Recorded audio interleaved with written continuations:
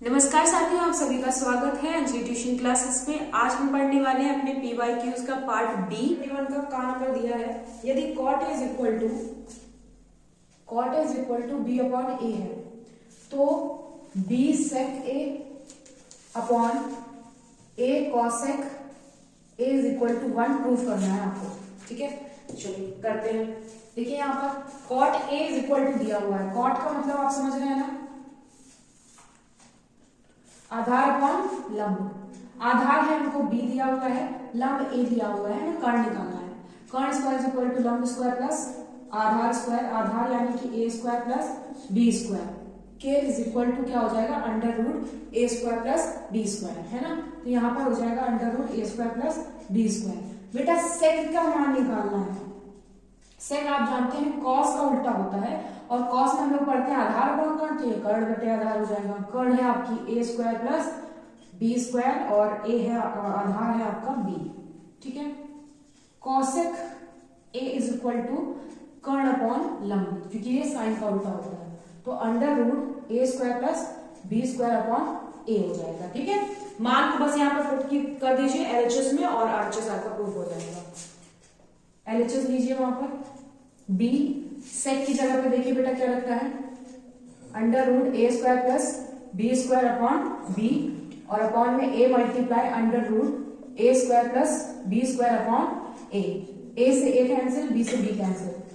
और ध्यान दीजिए यहाँ पर जो under root a square plus b square लिखा है ये भी कैंसिल हो जाएगा, 1 हो जाएगा, यानी कि LHS is equal to RHS। ठीक है बेटा, वर्णात्मक प्रश्न है तो एक पेज में एक ही क्वेश्चन लग पाएगा। ठीक है, चलिए नेक्स्ट नंबर दिया है x के किस मान के लिए श्रेणी 2x, x प्लस 8 और 3x प्लस 1 समांतर श्रेणी में होंगे। बेटा समांतर श्रेणी में सबसे ज्यादा इंपॉर्टेंट क्या है, समान अंतर है ना, समान अंतर सब में होता है। इसलिए हम क्या करते हैं, यहाँ से D1 D2 निकालने की कोशिश करते हैं। ठीक है, अगर ये हमारे बराबर निकल आते हैं तो सिद्ध हो जाएगा कि जो श्रेणी है वो समांतर श्रेणी है। ठीक है, चलिए देखिए D1 का मतलब है कि D2 पद से A2 पद से A1 घटा दो, है ना, A2 माइनस A1 और A3 माइनस A2। सही है बेटा, यहाँ पर करिए x प्लस 8 से माइनस कर दीजिए 2x, सेम यहाँ पर करिए 3x प्लस 1 से माइनस कर दीजिए x प्लस 8 को। यहाँ पर देखिए यहाँ पर हो जाएगा आपका minus x plus 8 is equals to 3x plus 1 minus x and minus 8। ठीक है, यहाँ पर हो गया x plus 8 is equals to 3 में 1 घट गया 2x, 8 में 1 घटा 7 होंगी। ठीक है, x को हम ऐसा करते हैं इधर ले आते हैं और 8 को उधर ले जाते हैं, या फिर 7 को इधर लिया और x को उधर ले जाओ, जो तुम्हारी मर्जी करे। तो 2x प्लस x हम उधर ले गए, ठीक, 7 इधर ले आए तो 8 प्लस 7 हो गया, ये हो गया 3x is equal to 15, x is equal to भाग चला जाएगा ना 5 बार, x का मान क्या हो गया 5।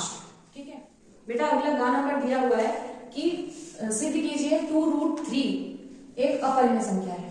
ठीक है, तो मान लेते हैं कि पहले 2√3 क्या है हमारी, एक परिमेय संख्या है। क्या है, एक माना लिखो, माना एक परिमेय संख्या है। ठीक है, अब अगर ये परिमेय संख्या है तो इसको हमें किस तरीके से अपरिमेय सिद्ध करना है ये देखते हैं। यहाँ पर √3 को हम इस साइड छोड़ देते हैं, यहाँ पर आ जाएगा आपका p/2q। गिने चुने क्वेश्चन हैं, एक है √3, एक है √2, एक है √5, बहुत गिने चुने लिमिटेड क्वेश्चन है, बिल्कुल सेम इसी तरीके से लगेंगे। √3 इधर ही रह गया बेटा, p/2q ला दिया आपने। ठीक है, यहाँ पर देखिए क्योंकि p/2q जो है वो एक परिमेय संख्या है। ठीक है, यहाँ पर आप ये लिखेंगे कि p/2q एक परिमेय संख्या है, इसलिए ठीक है वहां ना लिख करके यहाँ लिख देते, इसलिए √3 एक परिमेय संख्या होगी।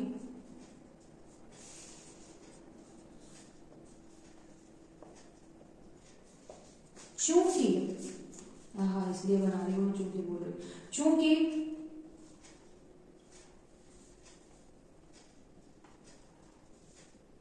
विरोधाभास प्रमेय से √3 एक अपरिमेय संख्या है, इसीलिए 2√3 भी एक अपरिमेय संख्या होगी। ठीक है भैया, गिने चुने क्वेश्चन आते हैं, मैं पहले बता दे रही हूँ, 2 नंबर का क्वेश्चन है, इतना पर्याप्त है। गिने चुने क्वेश्चन आते हैं √3, √2, √5 और इसका एक और टाइप आता है ऐसे करके ++√3 है ना, इस तरीके से। तो लिमिटेड क्वेश्चन है ये, बिल्कुल आते ही आते हैं चैप्टर फर्स्ट से, रिपीटेड क्वेश्चन है सबसे बड़ी बात तो। ठीक है, तो ये ऐसे लगेगा। बेटा अगला क्वेश्चन दिया है कि घन का आयतन दिया हुआ है। घन क्या होता है सबसे पहले बताओ, घन क्या होता है? जिसकी प्रत्येक साइड बराबर होती है, सब ए होती है, मतलब हाइट भी ए होगी, ब्रेथ भी ए होगी, लेंथ भी ए होगी, सारी चीजें ए होगी। ठीक है, क्या कह रहा है कि घन का आयतन दिया है हमारा 7 to 9 घन सेंटीमीटर। संपूर्ण पृष्ठ पूछ रहा है। बेटा सबसे पहले तो हम इसका घन का आयतन क्या होता है, ए क्यूब बराबर 7 to 9 दिया हुआ है। ए बराबर, ये बताइए किसका क्यूब है? 9 का है ना। तो यहां से ए का मान निकल आया 9। हमको पता है कि संपूर्ण पृष्ठ क्या होता है भैया, टोटल सरफेस ऑफ क्यूब, संपूर्ण पृष्ठ किसका? घन का। वाह वाह वाह, ठीक। घन का संपूर्ण पृष्ठ बराबर 6a²। ठीक है, तो यहाँ पर रख दो भैया, 9 9 81, 6 का गुणा करा दीजिए, 6 कम 6 6 48, 486 सेंटीमीटर स्क्वायर जो भी है।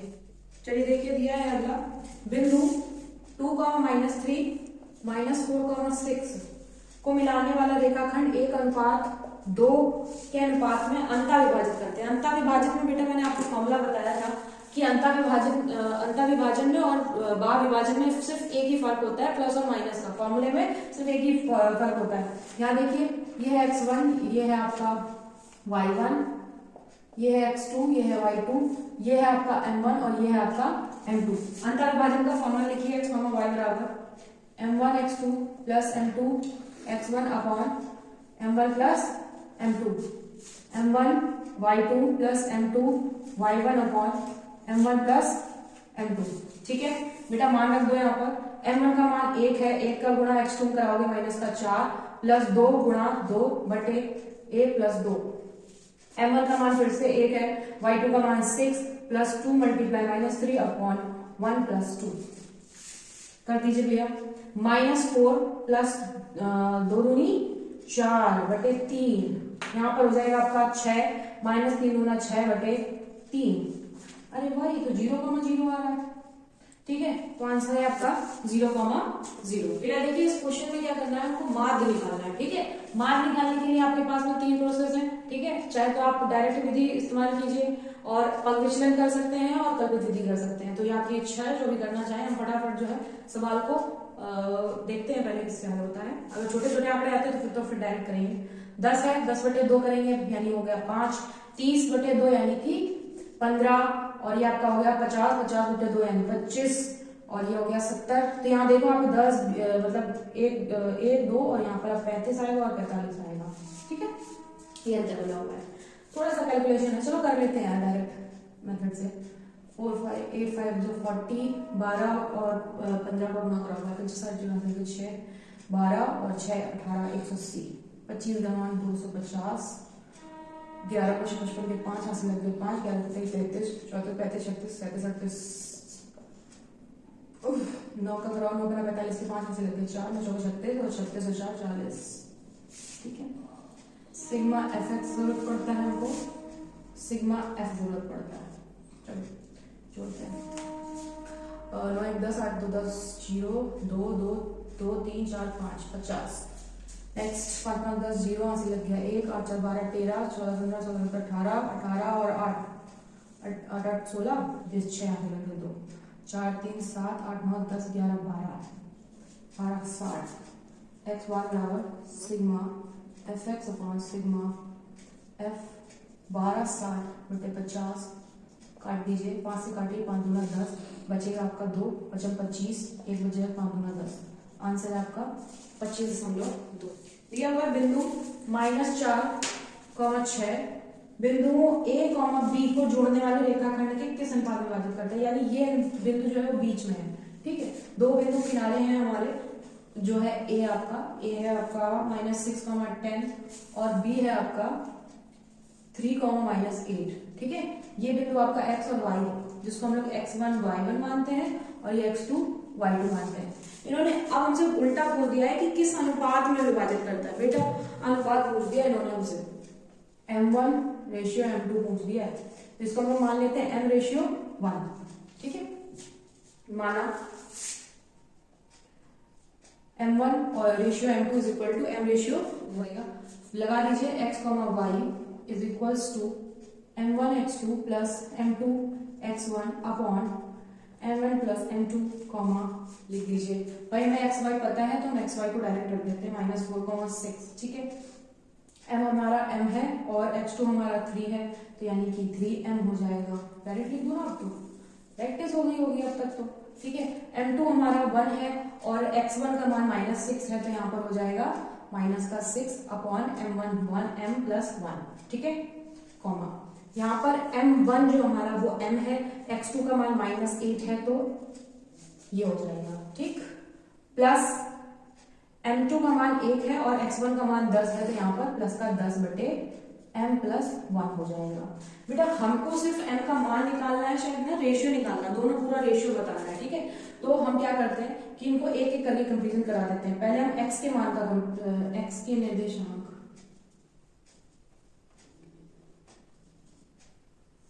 लेने पर, ठीक है, x के निर्देशांक लेंगे तो -4 is equals to 3m -6 upon m plus 1। Cross multiplication करा दीजिए, यहाँ से हमारा हो गया -4m और माइनस का 4 is equals to 3m minus, ये आया हमारे पास में, तो यहाँ पे लिख लेते हैं हम m को इस साइड ले आएंगे तो माइनस का 4m minus 3m is equals to -6 plus 4, ये हो गया आपका -7m is equals to -2, minus minus खत्म, m इज इक्वल्स टू 2/7। वैसे भी हमने m2 को 1 मान रखा था, तो यानी कि m1:m2 is equals to 2:7। This is your. देखिए अगला क्वेश्चन दिया है, एक बिंदु A जो है वो एक वृत्त के केंद्र से 7.5 सेंटीमीटर की दूरी पर है। वृत्त के केंद्र से 7.5 सेंटीमीटर की दूरी पर है। ठीक है, बिंदु A है, ये O है, 7.5 सेंटीमीटर की दूरी पर है। वृत्त की स्पर्श रेखा की लंबाई, स्पर्श रेखा बेटा आपको पता है ना, जहां पर ये वृत्त को स्पर्श करती है। ठीक है, तो वो कितनी है आपकी 6 है। ठीक, 6 रेखा है और वृत्त की त्रिज्या आपसे पूछ रहा है। वृत्त की त्रिज्या जो है वो आपकी स्पर्श रेखा पर लंब होती है, आपको पता है। तो यहाँ से आपको कौन सा कोण मिल गया बेटा, समकोण त्रिभुज मिल गया है। तो यहाँ पर हम इसको मान लेते हैं कि पॉइंट बी है हमारा। ठीक है, त्रिभुज AOB में देखिए त्रिभुज AOB में जो है हमको लंब कर्ण पता है, आधार पता है, लंब निकालना है। तो लंब स्क्वायर इक्वल टू कर्ण स्क्वायर माइनस आधार स्क्वायर। लंब बराबर कर्ण दिया है 7.5 का होल स्क्वायर और आधार है 6 का होल स्क्वायर। कर लीजिए बेटा, l स्क्वायर इक्वल टू 7.5 यानी 56.25 माइनस 36 माइनस कर दीजिए, l square equals to 20.25 and l is equals to √2 ये आपको पता है कि 4×5 है ना, तो ये आपका होता है 4.5 का। आपसे शायद क्या पूछा होगा देखना क्वेश्चन में दे रहा है वृत्त की त्रिज्या निकालिए, तो त्रिज्या हमारी लंब थी, यही आपकी वृत्त की त्रिज्या है। इसको आप चाहो तो OB ऐसे थोड़ा सा शो करने लायक अच्छा दिखाने के लिए आप ऐसे लिख सकते हो कि AO square is equal minus AB, है ना, कुछ थोड़ा इस तरीके से दिखा दो, OB स्क्वायर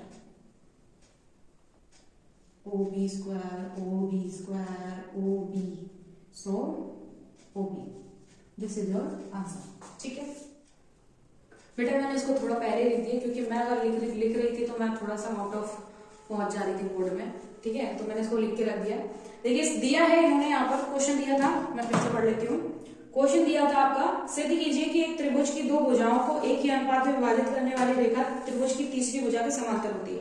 मतलब कि भुजाओं को एक ही अनुपात में काटने वाली जो रेखा है हमारी वो तीसरी भुजा के समांतर होती है, ये हमें सिद्ध करना है। ठीक है, यहाँ पर दिया है इन्होंने कि AD यानी जो AD है वो DB के बराबर है। ठीक है, क्योंकि उन्होंने ऑलरेडी कह दिया है कि अनुपात जो है वो क्या है, बराबर है। ठीक है, यानी ये इसके बराबर होगी। ठीक है, तो हमने लिख लिया AE अपॉन EC, AE जो थी वो EC के बराबर थी। ठीक, यहाँ पर क्या किया मैंने, सिद्ध करना है BC जो है वो पैरेलल है DE के, है ना, DE के पैरेलल है BC। ठीक, ये हमें सिद्ध करना है। रचना में मान लेते हैं कि BC जो है वो समांतर नहीं है और एक बिंदु F, D से बिंदु F खींचते हैं जो समांतर है, D से बिंदु F खींचते हैं जो समांतर है। ठीक है, समांतर है।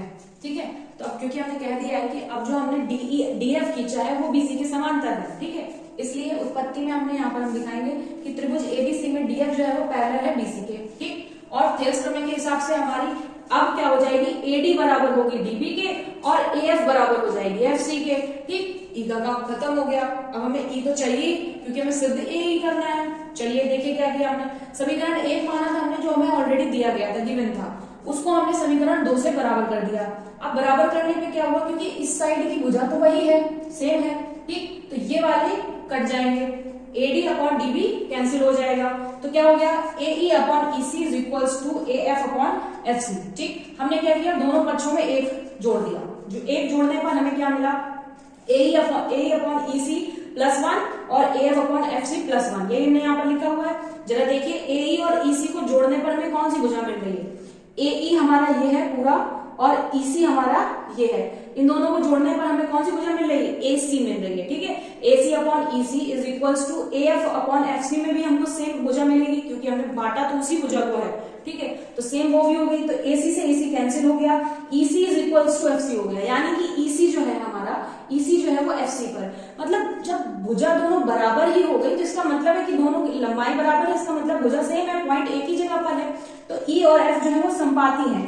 इसका मतलब है जब E F के संपात मतलब समान अंतर पर है तो हम लिख सकते हैं चाहे वो DF पर पैरेलल हो BC के या फिर DE जो है वो पैरेलल हो BC के। ठीक है, तो दोनों ही जो है यहाँ पर बराबर हो जाएंगे, समांतर हो जाएंगे, इसलिए हम यहाँ पर कहेंगे इति सिद्धम। ठीक है, एक बार आप ध्यान से समझ लो इस प्रमेय को, बहुत इंपॉर्टेंट प्रमेय है। एक दो ही प्रमेय है आपके चैप्टर्स में, अभी मेरा चैप्टर अभी आने वाला है नेक्स्ट। ठीक है, तो उसमें हम ये और एक्सप्लेन करके बता देंगे। अभी हाल फिलहाल आप ये इसको समझ लीजिए, डाइवर्जन कुछ भी नहीं है, सिर्फ आपको एक रचना करनी है F से। ठीक है, उसके बाद में ये तो भुजा सेम ही रहेगी, सिमिलर कट जाएगी, इधर AE और EC और AF और FC ठीक दोनों बराबर हो जाएंगे, दोनों पक्षों में एक एक जोड़ना है और उसके बाद में भुजा AC कैंसिल हो जाएगी। ये निकल आएगा कि EC जो है वो FC के बराबर है, क्योंकि बराबर है तो वो एक ही जगह पर होगा।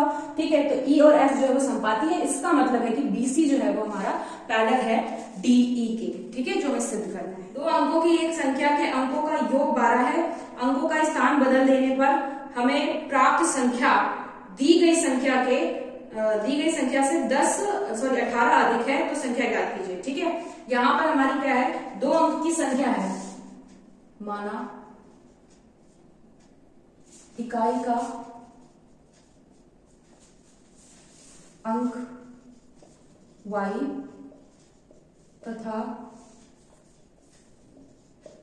दहाई का अंक x है। ठीक है, इकाई का जो है हमने मान लिया y और दहाई का x है, तो उनके अंकों का योग दे रहा है बेटा 12। एक फर्स्ट इक्वेशन हमको यहाँ से जो है क्वेश्चन से ही मिल गई है कि दोनों के अंकों का योग जो है वो 12 है। अब क्योंकि दो अंक की संख्या जब भी हम पलटते हैं तो दो अंक की संख्या को पलटने पर 10x प्लस y मिलता है हमको, है ना, जो हम लोग नॉर्मली लिखते हैं। ठीक है, तो अभीष्ट संख्या जो हमारी होगी, ठीक है, अभीष्ट संख्या बराबर 10x प्लस y होती है ना, क्योंकि हम मान के चल रहे हैं कि इकाई का अंक है वो y है और दहाई का अंक जो है वो x है। अभीष्ट संख्या हमारी 10x प्लस y होगी, दो अंक की संख्या है क्योंकि, तो x 10 तो जोड़ना पड़ेगा। ठीक है, इन्होंने क्या दिया है कि दो अंक की संख्या में अंकों का स्थान बदलने पर हमें जो मिल रही है संख्या वो पहली वाली संख्या से 18 अधिक है, मतलब जो स्थान पलटने पर हमको मिली है, स्थान पलटेंगे तो 10y प्लस x है, ये जो नई संख्या है वो पुरानी संख्या से 18 अधिक है, 10x प्लस y से 18 अधिक है नई संख्या, है ना, ये तो बोल रहा है, गलत तो नहीं पढ़ रहे।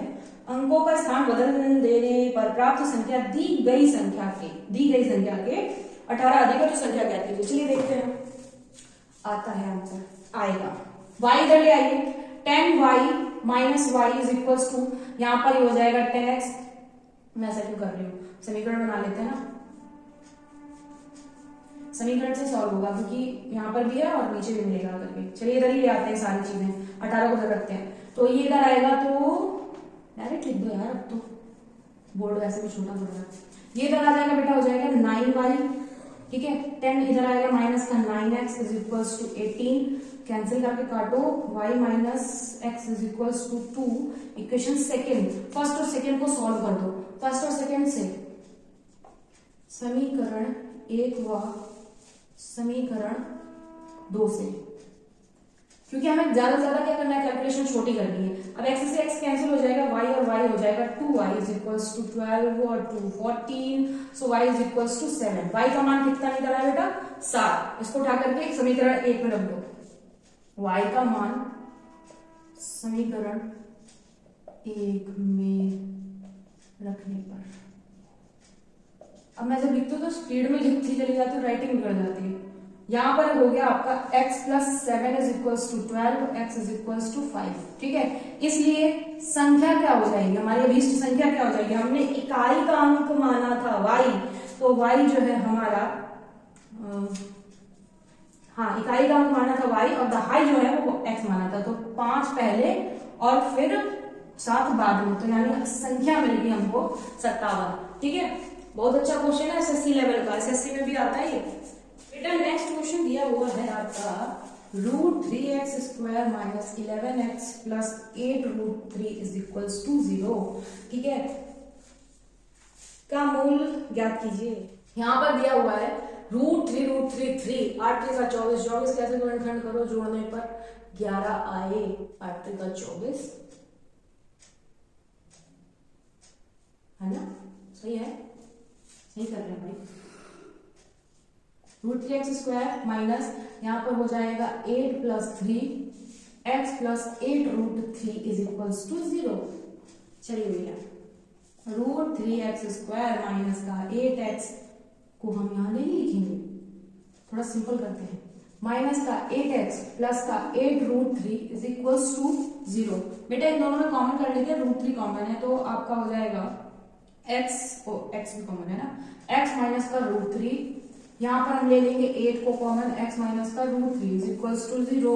इसको ये ब्रैकेट में लिखेंगे x minus √3, √3x minus 8 is equals to 0, so यहाँ से हो जाएगा x is equals to √3 first and second is 8/√3, ठीक है। चलिए तो ये निकला आपके दो मूल। अब निकालते हैं नेक्स्ट बेटा, निम्नलिखित आंकड़ों के आपको माध्यिका ज्ञात करनी है, ठीक है। माध्यिका में हमें संचय बारंबारता निकालनी होती है, तो संचय बारंबारता निकालिए। यहाँ पर 2 है, 2 8 8 2 10 हो गया आपका, ठीक है। 10 और 20 30 हो गया आपका, 30 और 15 45 हो गया आपका, 45 और 5 50 हो गया आपका, है ना, सही है। चलिए यहाँ पर जो 50 आता है, यूजुअली इसको भी जोड़ने पर हमें 50 ही मिलेगा, ठीक है। तो m बराबर निकालते हैं 50/2 यानी कि 25, और 25वां पद जो है बेटा देखो कहाँ पर मिलेगा, 25वां पद जो है हमें इसमें मिलेगा, है ना, 25वां पद इसमें मिलेगा। अब चलिए देखिए यहाँ पर ये जो होता है ये स्मॉल f होता है, यहाँ पर हमें कैपिटल F मिलता है, 10 है हमारा, L1 है अपना 2 और L2 है अपना 30, ठीक है। इसी से हमें सारी चीजें पता चल जाती है। जब सब चीजें निकल ही आई हैं, ठीक है, तो डायरेक्ट आप माध्यिका का सूत्र लगाइए। माध्यिका बराबर L1 plus L2 minus L1 upon F, और एक ब्रैकेट में n/2 माइनस f, ठीक है, n/2 माइनस f। चलिए निकालिए, L1 है हमारा 20, फटाफट रख दो, L2 30 माइनस 20 बटे 30 माइनस 20 बटे f है अपना 20, और n/2 है अपना 25 माइनस f जो है हमारा वो है 10, कर दीजिए। 20 प्लस 10/2, मतलब 1/2 निकल आएगा, और यहाँ पर बचेगा अपना 15, ठीक। देखिए 20 प्लस 1/15/2 है ना, 1 का मल्टीप्लाई 15 होगा, 15 हो जाएगा। यहाँ पर हो गया 40 प्लस 15/2, ये हो जाएगा आपका 55/2। 2 से डिवाइड कर दीजिए, 2 दूनी 4, 2 7 14, 2 5 6, ये आपका आ गया आंसर 27.5 माध्यिका। 23 नंबर क्वेश्चन, 23-24 बेटा बड़ी लंबी लंबी कैलकुलेशन है, कैलकुलेशन आप लोग खुद कर लेना, ठीक है। ना कर पाना तो मुझे कमेंट बताना, फिर मैं बता दूंगी वीडियोस। इसके मैं फिगर बना देना ताकि आप लोग को एक ओवरव्यू मिल जाए कि लगाना कैसे है ना। यहाँ पर देखो क्या कह रहा है, एक बेलन जो है बेलनाकार का आपका ठोस है, जिसमें सिरों पर 8 गोले लगे, तो आप ये समझो, कौन सा उठा लिया मार्कर, बेलनाकार है, ठीक है, इसके दोनों सिरों पर अर्धगोले हैं, ठीक है। आप यहां से समझो कि दोनों सिरों पर अर्धगोले लगे हुए हैं। इसके आधार की त्रिज्या, किसके, बेलन के आधार की त्रिज्या दी है 3.5, ठीक, यानी ये भी ऊंचाई 3.5 हो जाएगी, नहीं हो जाएगी, यानी ये वाली भी ऊंचाई 3.5 हो जाएगी और ये भी 3.5 हो जाएगी, ठीक है। तो त्रिज्या ही अर्धगोले की, और क्योंकि कह रहा है कि पूरी ऊंचाई जो है वो बेलन की कितनी है, 19 सेंटीमीटर है, सही है ना, 19 सेंटीमीटर, 19 में 3.5 ये और 3.5 ये, यानी 7 माइनस हो जाएगा, ठीक है। तो 7 माइनस होने के बाद में आपका कितना बचेगा, 12, ठीक है। तो ये बेलन की ऊंचाई हो जाएगी 12, आधार की त्रिज्या हो जाएगी इतनी, और संपूर्ण पृष्ठ और वक्र आयतन दोनों निकालने हैं, ठीक है। आयतन आपको बता दे रही हूँ, इसका आयतन होता है पाई आर स्क्वायर एच, और इसका आयतन हो जाएगा 2/3 pi r cube. Pi r cube 2 का मल्टीप्लाई हो जाएगा क्योंकि 2 अर्धगोले हैं, चाहो तो एक डायरेक्ट पूरे एक गोले का लगा लो, ठीक है। और संपूर्ण पृष्ठ पूछा तो दोनों के संपूर्ण पृष्ठ लगा लेना, बड़ा सवाल है बहुत, ठीक, फालतू की कैलकुलेशन। फिर इसके बाद में लंबवर्ती शंकु के तिर्यक ऊंचाई दे रहा है। शंकु आपको पता है कि क्वेश्चन नंबर इसी का अथवा है, इसी का अथवा है, दोनों क्वेश्चन एक ही चैप्टर से ले लिए गए हैं, ठीक है। लंबवर्ती शंकु की तिर्यक ऊंचाई, बेटा ये वाली एल आपको दे रहा है 13, ठीक है। संपूर्ण पृष्ठ दे रहा है, टीएस दे रहा है आपको, टीएस ए कितना दे रहा है, 90 पाई, ठीक है। टीएस ए दे रहा है आपको 90 पाई। तो कह रहा है कि आपको आधार का व्यास बताना है, डी बताना है इसमें आपको, ठीक है। तो यहाँ पर आप समझ लेना क्या क्या है, सिर्फ अपने पास इतनी चीज है। तो टीएस ए यहाँ पर रखोगे, त्रिज्या पता चल जाएगी, ठीक है, और एल पता चल, एल तो आपको दिया ही हुआ है, ठीक है, त्रिज्या पता चल जाएगी, उसके बाद में आप निकाल लेना। त्रिज्या पता चलने के बाद में डी बराबर 2a कर दीजिएगा भैया, सॉरी 2 पाई 2r, ठीक, बस ये आपका हो जाएगा 23 नंबर इससे, ठीक है। इसके बाद में देखते हैं, चलिए 24 का दिया 7 सेंटीमीटर ऊंचे भवन के शिखर से केबल टावर के शिखर का उन्नयन कोण, केबल टावर ऊंचा है इसीलिए उन्नयन कोण दिया हुआ है, एक एक कैलकुलेशन से पता चल जाता है। देखिए यहाँ पर क्या कह रहा है, 7 मीटर ऊंचा भवन है, भवन कैसा है, 7 मीटर ऊंचा भवन है, इसके शिखर से केबल टावर के शिखर का उन्नयन कोण, ठीक है। उन्नयन कोण कैसे बनता है, जब हम नीचे से ऊपर की साइड किसी चीज को देखते हैं, ठीक है। उन्नयन कोण कितना है बेटा, 60 अंश का है, ठीक है, और 60 अंश का है। इसके पाद का अवनमन कोण, यानी कि इसी केबल टावर के पाद का अवनमन कोण है। अब देखो अवनमन बोला ना उसने, तो अवनमन यहाँ पर हो गया 45, यहाँ पर 45 बनेगा, तब ये घूम करके यहाँ 45 बनाएगा, ठीक है। अब आपको बताना है कि केबल टावर की ऊंचाई क्या है। ये बेटा 7 हो गई, ठीक है, इसको आप h मान लो, और इधर बीच की दूरी x हो जाएगी, जो x यहाँ होगी वही x यहाँ पर होगी। पहले बताइए 45 इजी लग रहा है कि 60 इजी लग रहा है, हमें 60 में कुछ भी नहीं पता, ना x पता है ना h पता है, ठीक है। यहाँ से हमें x का मान मिल जाएगा 1045 लगाने से, है ना, 1045 बराबर 7/x, यानी x का मान 7 मिल गया हमको, ठीक। जब x का मान 7 मिल गया, अब बड़ा वाला त्रिभुज लगा लो, 1060 लगा लो, 1060 इज इक्वल्स टू h/x, 1060 का मान √3/1 is equals to h/x, x का मान आपको पता है 7 है, तो यहाँ से आपको h मिल जाएगी 7√3। जब h मिल गई तो पूरे शायद ऊंचाई टोटल पूछी है स्तंभ की, इसको मान लेते हैं कैपिटल H, तो capital H is equal to 7 plus h, 7 plus h का मान अभी हमने निकाल लिया 7√3, दोनों में 7 कॉमन कर लीजिए, 1 प्लस √3, ये आपका हो गया केबल टावर का ऊंचाई, ठीक है। हाँ तो ये देखो, ठीक, इतने मीटर के मीटर में आंसर है। देखिए क्या दिया हुआ है, शूर का उन्नयन कोण फाई से थीटा हो जाता है, शूर का उन्नयन कोण है, इसी टाइम पे इस जगह से देखने पर शूर का उन्नयन कोण था, फिर उसके बाद थीटा हो जाता है, ठीक है, हो जाता है। क्षैतिज तल पर खड़े एक स्तंभ की छाया a मीटर से अधिक हो जाती है, मतलब जो भी छाया थी पहले उससे कितनी a मीटर अधिक हो जाती है, तो पहले कुछ छाया रही होगी इसकी, है ना, उससे a मीटर अधिक हो जाती है जब वो थीटा कोण बदल रहा है, यानी a प्लस एक्स हो जाएगी, या फाइनल इसकी बात होगी, ठीक। तो यहाँ पर हमें स्तंभ की ऊंचाई बतानी है, h बतानी है, ठीक है, ओके, चलिए ले लेते हैं, ठीक है। तो यहाँ पर बताइए tan थीटा अगर हम लेंगे तो हमारे पास में हमें क्या मिलेगा, बड़ा सा tan थीटा अगर हम लेंगे तो हमें क्या मिलेगा, tan theta is equal to h/a plus x, ठीक है, सही है ना, हाँ ठीक है, ये मिला हमको। यहाँ से देखिए क्या है क्योंकि हमें क्या निकालना है इसमें, h का मान निकालना है ना, हाँ ठीक है, तो ऐसा कर लो, h का मान निकालना है, पहले tan फाई निकाल लेते हैं, छोटा सा निकाल लेते हैं, tan फाई से हमको h का मान पता चल जाएगा, h/x, तो यहाँ से हम h का मान निकाल लेते हैं या फिर x का मान निकाल लेते हैं, h/10 ठीक है। x का मान निकाल लिया। अब x का मान भैया मैं लिख नहीं रही हूँ, आप लोग लिख के चलेंगे कि x का मान समीकरण 1 से उठा करके 2 में रखने पर वो सब कुछ ठीक है। tan theta is equals to, ये पहले किया जाएगा फिर बाद में किया जाएगा, h/x का मान रख दीजिए a प्लस h/10 ठीक है। यहाँ पर एलसीएम ले लीजिए, तो यहाँ पर एलसीएम लेने के बाद में आपका हो जाएगा tan theta is equals to h/a tan phi plus h/tan phi ठीक है।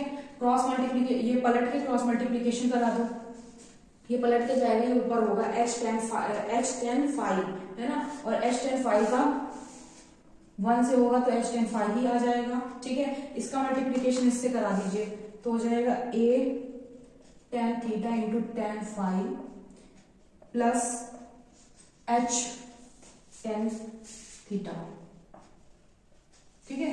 अब क्योंकि h निकालने को बोला है तो ये h इधर ले आओ, h कॉमन कर लेंगे दोनों से है ना, तो tan फाई माइनस का tan थीटा मिल जाएगा हमको, और यहाँ हो जाएगा a, यहाँ से बेटा h को यहीं पे रखते हैं तो हो जाएगा a tan theta into tan phi upon tan phi minus tan theta. ये हो गई आपकी h की मान, निकल आया बेटा। 25 बोल रहा है दो संख्याओं का योग, माना पहली संख्या x है दूसरी संख्या y है, का योग दे रहा है 8। इक्वेशन फर्स्ट जो दे रहा है वही लिख दिया, इनके व्युत्क्रमों का योग दे रहा है, व्युत्क्रम यानी 1/x प्लस 1/y का योग दे रहा है 8/15, और ये हमसे कह रहा है संख्याएं ज्ञात कीजिए। बेटा व्युत्क्रम दिए हैं, हम उनको पहले वो बनाते हैं ठीक है, अलग अलग संख्या बनाते हैं। यहाँ पर हमारा x कैंसिल हो जाएगा, y plus x is equals to 8/15। x plus y को हम क्या लिख सकते हैं 8, तो 8/xy इज इक्वल्स टू 8/15, 8 से 8 खत्म, xy इज इक्वल्स टू, इस वाले से x का मान निकालो, इस वाले से x का मान निकालोगे तो हो जाएगा 8 माइनस y है ना, इसको उठा करके इक्वेशन सेकंड मान करके इसका मान उठा करके यहाँ पर रख दो, x का मान है 8 माइनस y, मिलना वही है ठीक है। यहाँ पर करा दो 8 minus y square equals to 15, y को ले जाइए y स्क्वायर माइनस का 8y प्लस का 15 इज इक्वल टू 0। 15 के ऐसे गुणनखंड कीजिए कि जोड़ने पर 8 आए, फिर 5 15 3 हो 5 ठीक है, माइनस का 3y माइनस का 5y plus 15 is equals to 0। यहाँ पर y ले लीजिए तो यहाँ पर आपको मिल गया y माइनस 3 माइनस का 5 ले लीजिए, y minus 3 is equals to 0, y minus 3 और y माइनस का 5 इज इक्वल्स टू 0, यानी कि y के दो मान निकला है हमारे पास में, एक निकला है 3 और एक निकला है 5 ठीक। ये हो गया आपका आंसर। लास्ट क्वेश्चन बेटा देखो, अथवा दिया हुआ है इसका, दो क्रमागत संख्याओं के पूर्णांक ज्ञात कीजिए, पूर्णांक ज्ञात कीजिए जिनके वर्गों का योग ठीक है। माना पहली धनात्मक ही तो है ना, धनात्मक पूर्णांक संख्या बराबर या धनात्मक पूर्णांक बराबर x, और दूसरी x प्लस 1 ठीक। इनके वर्गों का योग, मतलब कि पहली संख्या के वर्ग और दूसरी संख्या के वर्गों का योग 365 दिया। क्या अब सॉल्व नहीं हो पाएगा? बड़े आराम से सॉल्व हो जाएगा। देखो यहाँ पर हो जाएगा x square plus 1 plus 2x is equals to 365। यहाँ पर हो जाएगा 2x स्क्वायर प्लस का 2x, ये घट जाएंगे आकर के माइनस का 364 इज इक्वल्स टू 0। बेटा दो कॉमन लेकर के खत्म कर दो, x स्क्वायर प्लस का x माइनस 2 एकम 2, 2 अट्ठे 16, 2 दूनी 4 0 ठीक है। 182 के ऐसे गुणनखंड करो कि घटाने पर बिल्कुल एक आए, 182 ना मिला करें ना, जब कभी ना समझ में आए ऐसे निकाल लिया करो। 2 नंबर 18, 2 एकम 2, 9 और 1 10, 2 नंबर 18, 2 एकम 2, 7 से कट रहा है क्या, 7 एकम 7, 2 बचे 7 का 13 ठीक है, 7 दूनी 14 और 13 ठीक। तो x square plus 14x minus 13x minus का 182 इज इक्वल्स टू 0। यहाँ पर x कॉमन हो जाएगा, x प्लस 14, यहाँ माइनस का 13 कॉमन हो जाएगा, x plus 14 is equals to 0। So आपको यहाँ मिल गया x प्लस 14 और यहाँ मिल गया x minus 13 is equals to 0, यानी x is equal to minus 14 या फिर x इज इक्वल टू 13 ठीक है। ये आपके दो आंसर्स हो गए ठीक। यहाँ पर आकर के आपका ये सेट खत्म होता है। तो उम्मीद है आज के सेट के आपको सवाल समझ में आए होंगे। अगर सवाल समझ में आए हैं तो please like, share and subscribe. तब तक के लिए बने रहिए, आगे आने वाले सेट आप लोगों के लिए लाभदायक होंगे। धन्यवाद।